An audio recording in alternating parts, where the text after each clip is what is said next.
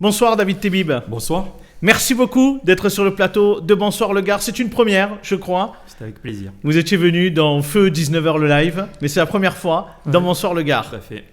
À mes côtés, Corentin Corgé pour vous interroger. D'ailleurs, je vais lui donner tout de suite la parole. Il va vous poser la première question. Merci, bonsoir Abdel, bonsoir Monsieur Tebib. Depuis bientôt un an, le monde du handball doit aussi faire face avec cette pandémie de la Covid. Quelles leçons retenir de ce bouleversement majeur ?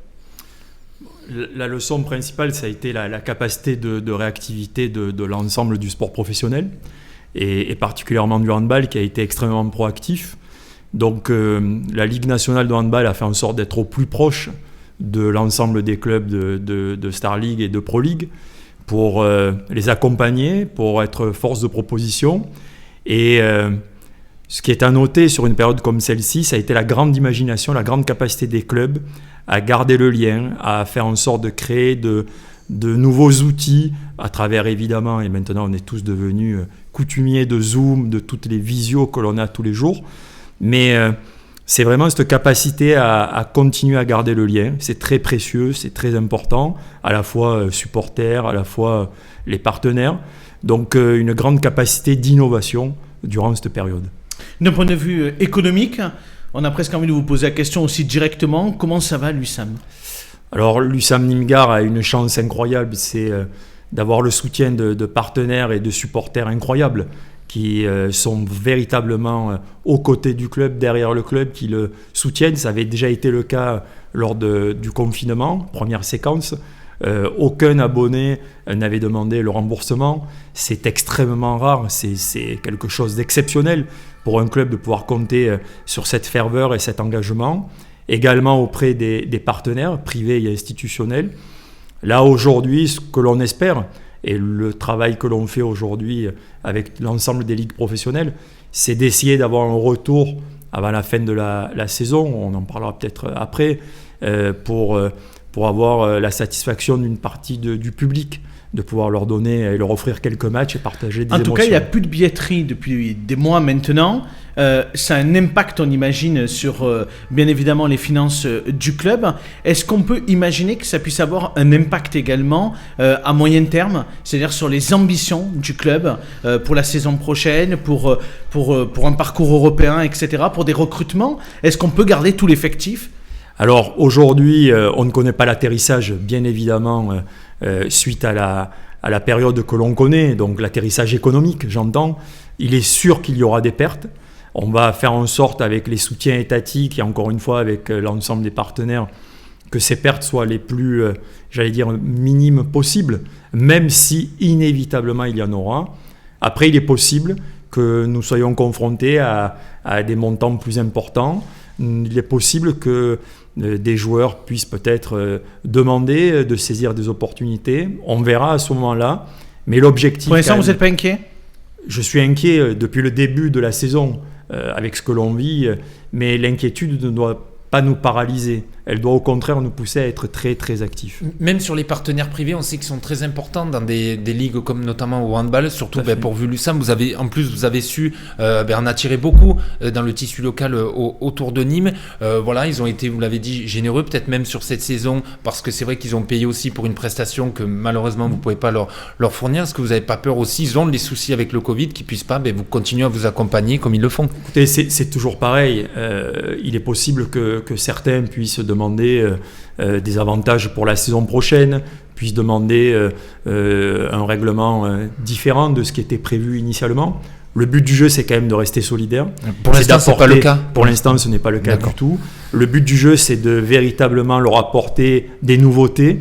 Aujourd'hui, nous travaillons sur les réseaux sociaux. Nous sommes en création de films, de soutien de tous les canaux possibles pour leur image.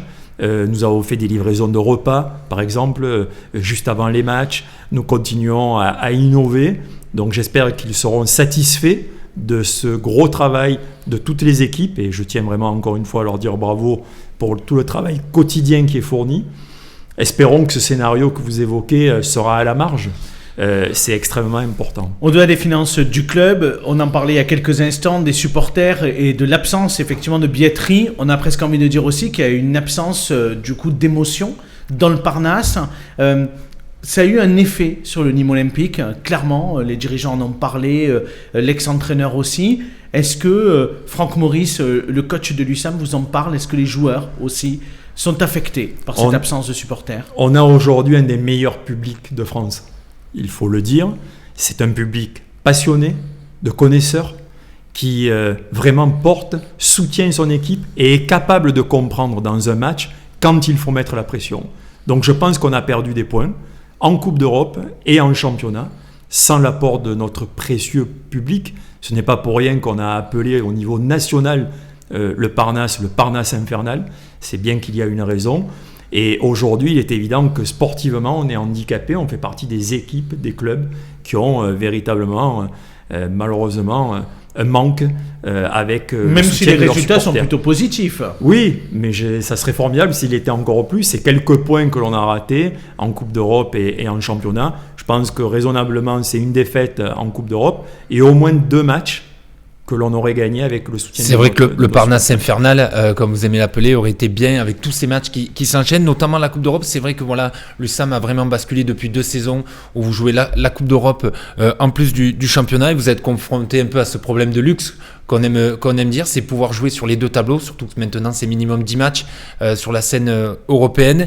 Voilà, on voit que c'est vrai qu'il y a une grosse débauche d'énergie la semaine et que des fois sur certains matchs de championnat c'est un peu délicat. Est-ce que voilà, l'effectif est taillé pour arriver à jouer sur les 2 tableaux, sachant qu'il faut finir dans les 5 premiers pour vivre ces émotions européennes chaque année? Vous savez, déjà, il y a 8 ans en arrière, quand on était en D2, en Pro League, et quand je discutais avec Jean-Paul Fournier, à qui je pense le Parnasse infernal et plein d'autres, on ne va pas les citer, ça doit leur manquer de ne pas venir. Lorsqu'on parlait il y a 8 ans en D2 qu'on allait remonter de suite et qu'on allait tutoyer le sommet des championnats européens, c'était juste incroyable d'imaginer cela. Grâce au soutien de ces partenaires, des partenaires institutionnels, des partenaires privés, de l'engouement de nos supporters, on a réussi à faire quand même une belle équipe. Aujourd'hui, on a quand même des internationaux en équipe de France. On a Michael Guigou, le capitaine de l'équipe de France. Alors, je vais être sincère avec vous, pour une compétition comme la Coupe d'Europe, avec le championnat que l'on connaît et la répétition des matchs, évidemment qu'il nous manque pour être au niveau des grosses cylindrées que peut-être vous imaginez. Je pense à Nantes, je pense à Montpellier, je pense même à Aix-en-Provence cette saison, qui ont vraiment de très gros effectifs. Il nous manque certainement un petit peu, mais on s'appuie sur un centre de formation très fort, sur une qualité de nos jeunes qui sont intégrés depuis le début de la saison, qui font, et vous le savez, vous assistez au match, qui font vraiment de très grosses prestations. L'ADN depuis 1960 de ce club, c'est la formation. Je crois que l'USAM Nîmes-Gard continue à montrer ses qualités et on a la chance d'avoir des jeunes qui viennent en renfort. Demain encore, ça sera le cas. Est-ce qu'une qualif européenne, c'est vraiment l'objectif là sur les années à venir, chaque année? C'est vraiment l'ambition chaque année d'accrocher l'Europe? En fait, l'USAM Nîmes-Gard aujourd'hui, depuis maintenant 2 saisons, son objectif c'est saison après saison d'être dans le top 5. Donc, alors c'est très difficile, ça semble facile à dire, mais à réaliser c'est très difficile. Pourquoi ? Parce que tout le monde évolue, tout le monde avance, avec des moyens quelquefois supérieurs. Et nous, l'idée, c'est d'avoir cette alchimie entre à la fois des cadres qui arrivent, qui sont là, mais aussi arriver à détecter et à trouver des pépites. On voit Ahmed Echam qui arrive d'Égypte, qui marche bien, qui est pour la première fois sorti de son pays, qui est un jeune talent, un peu comme Elohim Prandi lorsqu'on l'avait recruté. Et je crois que le savoir-faire de l'USAM Nîmes-Gard, c'est aussi cela, mais c'est avant tout basé sur les émotions et cet esprit de famille qui est extrêmement important pour moi. En un mot sur vos activités de dimension nationale, puisque vous êtes à la tête, bien évidemment, de la LNH, par intérim pour le moment. Ça a été prolongé jusqu'en juillet prochain. Est-ce que vous auriez envie, après juillet, de faire un mandat dit normal? Alors aujourd'hui, le fameux jour d'après, pour le sport de haut niveau, mais pour l'entreprise, on voit très bien que tout est différent. Aujourd'hui, pour la Ligue nationale de handball, les objectifs vont être différents. On sait que ça va être dur pour la Ligue nationale de handball aussi d'avoir ses partenaires. On sait qu'on arrive dans quelques temps à la fin d'un contrat avec notre diffuseur avec lequel nous travaillons très bien, mais c'est beIN Sport, beIN Sport avec lequel nous arrivons dans quelques saisons au bout du contrat. Ce qui veut dire qu'aujourd'hui, le projet est beaucoup plus important que les hommes. Aujourd'hui, la feuille de route que l'on doit tracer, et c'est pour cela qu'on a lancé un groupe de travail avec toutes les composantes, toutes les familles du handball, syndicat des joueurs, syndicat des entraîneurs, Fédération française de handball, qui nous sommes sous la tutelle, comme toutes les ligues professionnelles de nos fédérations. Nous avons lancé un groupe de travail qui s'appelle Gouvernance 2.0, une gouvernance renouvelée, non pas pour la présidence, mais en fait pour tous les organes que nous devons imaginer pour avoir une LNH plus moderne, plus efficace. Est-ce que vous avez envie de le relever, ce défi, ce Clairement, challenge? j'en ferai partie. Parce que je suis à l'initiative, avec toutes les équipes de la Ligue, de cette volonté de rénover, de réformer la gouvernance, le tout soutenu par le syndicat des joueurs, syndicat des entraîneurs. Donc il est évident que je serai dans le dispositif. De quelle manière? Vous semblez le candidat idéal quand même, vous êtes soutenu par tous les présidents, sauf un, on ne va pas le citer, mais dans je veux dire, quasiment la plupart des acteurs importants du hand vous font confiance, ça se passe bien pour l'instant, vous semblez quand même le candidat désigné. En tout cas, ce qui est sûr, c'est que je ferai partie et je me mettrai au service de cette rénovation, de ce renouveau qui est vital pour les saisons à venir. Donc beaucoup de travail, beaucoup de travail pour fédérer tout le monde, pour faire en sorte que chacun soit en ordre de marche au service du collectif. Vous avez discuté avec la ministre des Sports en tant que président de la Ligue nationale. Est-ce que vous avez des bonnes nouvelles pour les supporters? Est-ce que d'ici le printemps, ils vont pouvoir enfin revenir au Parnasse? Alors vous avez entendu les dernières déclarations à la fois pour le monde de la culture et à la fois pour le sport, avec une volonté d'expérimentation dans les deux secteurs. Qu'est-ce que ça veut dire? Aujourd'hui, pas grand-chose, malheureusement, puisque les dernières réunions que nous avons eues, les contours n'étaient pas encore définis. C'était simplement une volonté de mettre en place des protocoles pour faire en sorte, dans les prochains mois, on l'espère, avoir un retour d'une jauge de 20, peut-être 30% du public, ou en tout cas, si on peut plus, tant mieux, mais je pense que ça sera quand même très progressif. Donc, j'ai bon espoir que en avril-mai, on puisse bénéficier d'un retour partiel un petit peu du public, et espérons que chaque mois qui va passer, ça sera un peu plus. L'horloge tourne super vite, Corentin, on dit un mot de politique, rapidement. Oui, pas juste un mot sur le Parnasse quand même, sur la rénovation. Non, rapidement. Rapidement, qu'est-ce que vous pouvez nous dire sur où on en est sur le projet de rénovation du Parnasse, le calendrier? Alors, c'est la ville de Nîmes qui est maître d'œuvre sur ces travaux, et vraiment, je pense que c'est vraiment quelque chose qu'ils font avec beaucoup de conviction, beaucoup d'envie. Et on espère, nous, être au plus près d'eux pour les accompagner, pour être force de proposition. C'est un outil magnifique. Vous avez eu des réunions de travail déjà ou pas? On a eu des réunions de travail et des collaborations. On sait très bien que c'est un outil qui avait été un petit peu avant-gardiste il y a une trentaine d'années. Aujourd'hui, maintenant, il a évolué du mieux qu'il a pu, mais c'est plus suffisant. On a des dates les standards. sur le début. J'espère que, d'après ce que j'ai compris, c'est une sortie pour 2024. Ça semblerait être le cas. Donc déjà, encore 3 ans de patience. Voilà, et puis c'est déjà très bien que pour le territoire, on puisse avoir un outil comme celui-là pour, je pense, récompenser un petit peu tout le sport au sens large. Oui, un mot de politique. Donc vous étiez présenté évidemment aux élections municipales de Nîmes. Vous aviez ensuite soutenu Jean-Paul Fournier au second tour. Est-ce que vous vous considérez à droite de l'échiquier politique? Alors, pas du tout sur une élection municipale, locale, mais alors je pense que les étiquettes n'ont peu de sens. Là, clairement, c'est lié à une vraie vision, je pense que Jean-Paul Fournier et ses équipes portent, avec un savoir-faire qui a été prouvé, avec une capacité aussi de répondre à un monde qui aujourd'hui est extrêmement troublé. Je pense qu'il faut, dans des séquences comme on le connaît, de l'expérience.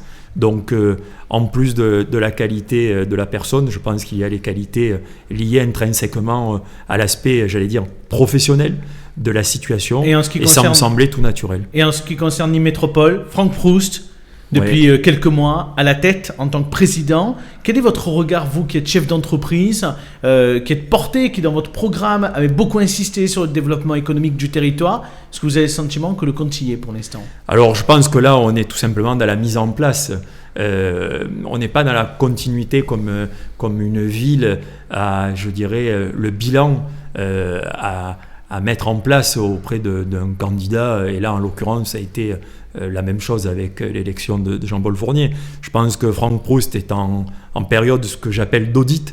Lorsque l'on arrive dans une entreprise, là, on est sur une institution, la métropole. On est bientôt en mars, ça va faire pratiquement un an quand même. Oui, oui, mais je pense qu'une entité comme celle-ci vraiment mérite d'avoir un audit. J'espère qu'à partir de cet été, on va avoir une vision claire de la direction vers laquelle va aller la métropole.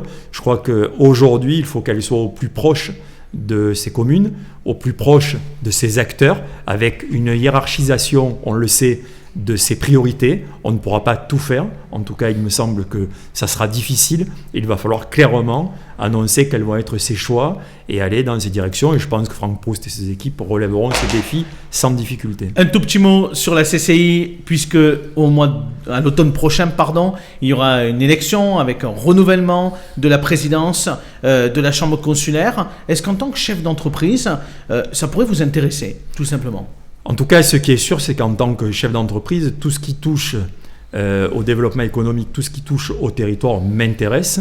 Donc, je ne me pose aucunement la question dans ce sens-là. Par contre, si répondre c'est « je veux m'impliquer pour ce territoire », je le montre tous les jours à travers les actions, à travers tout ce que l'on crée, et on va certainement lancer pas mal d'initiatives dans ce sens-là avec des proches. Oui, parce que vous avez un projet, je crois, en septembre prochain, c'est ça ? Oui, un projet.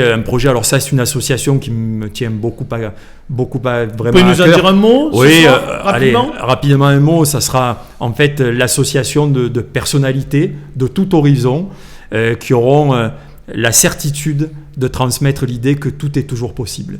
Je crois que notre jeunesse est en grande difficulté. Je crois que plus que jamais, il faut être à ses côtés, il faut lui témoigner de l'amour, lui témoigner de l'expérience, lui témoigner que oui, il faut s'accrocher, que oui, les temps sont durs, mais que c'est possible. Et ces personnalités qui vont s'impliquer, en tout cas à travers un événement, et je tiens à remercier Benoît Roig, avec qui président de l'Université de Nîmes, avec qui nous avons discuté de ce projet. Avec également des personnes, je pense à Tête à Clap, c'est un petit clin d'œil à Ludo, vraiment formidable, qui a fait le lien avec certaines personnalités. Je vais Comme pas dans dire, le sport, c'est quoi ? C'est l'envie de transmettre ? C'est l'envie totalement de transmettre. C'est dire aujourd'hui comment on peut être acteur, comment on peut être réellement force de proposition sur une ville, sur un territoire que j'aime passionnément. Et puis je pense même que c'est au niveau national que l'enjeu est en train de se dérouler. Je le répète, on a une jeunesse qui est en difficulté. Je peux en parler avec mes filles et j'observe la grande qui a 20 ans, Léa, qui est un peu plus en difficulté. C'est l'âge où on veut créer des choses, son réseau, c'est l'âge avec tout est permis à ce moment-là. Et là, aujourd'hui, malheureusement pour eux, rien n'est permis. Donc l'idée, c'est de transmettre, l'idée, c'est d'être avec de belles personnes, leur dire qu'il faut s'accrocher, que oui, tout est toujours possible. On aura l'occasion d'en reparler. Avec Merci grand plaisir. David Tebib d'avoir répondu à nos questions.